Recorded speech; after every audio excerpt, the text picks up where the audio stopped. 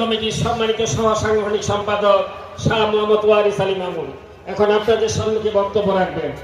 ওনার বক্তব্যের পরে হুজুর দোয়া করবেন, দোয়ার পরে আমাদের মাহফিলের সমাপ্তি ঘোষণা হবে। আমি আজকের অনুষ্ঠানের প্রধান অতিথিকে বক্তব্য রাখার জন্য বিনীত অনুরোধ জানাচ্ছি। বিসমিল্লাহির রহমানির রহিম। বন্দরপাড়া জামে মসজিদের উন্নতি কল্পে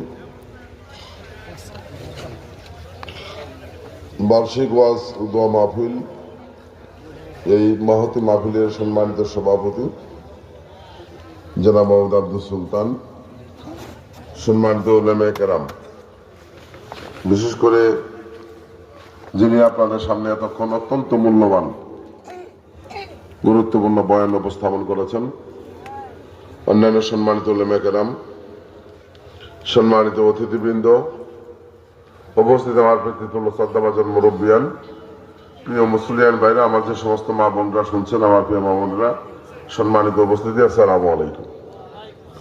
আমি প্রথমে আল্লাহর কাছে শুকরিয়া করছি, আল্লাহ পাকের অশেষ রহমত যে ইসলামের মাহফিলে আপনাদের সাথে শরীক হওয়ার সুযোগ পেয়েছি, আল্লাহ পাক তৌফিক দিয়েছেন, এর জন্য আল্লাহর কাছে শুকরিয়া করছি, আলহামদুলিল্লাহ।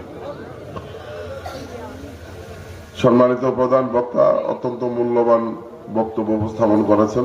রাতও অনেক হয়ে গেছে, আমি আসলে লম্বা বক্তৃতায় যাব না, আর আসলে আমি এই মঞ্চের বক্তাও না, এই মঞ্চের বক্তা হলো উলামায়ে কেরাম।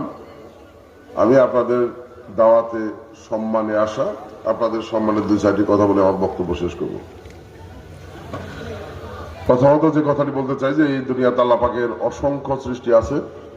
আল্লাহ পাক সমস্ত সৃষ্টির শ্রেষ্ঠ হিসেবে মানুষকে সৃষ্টি করেছেন।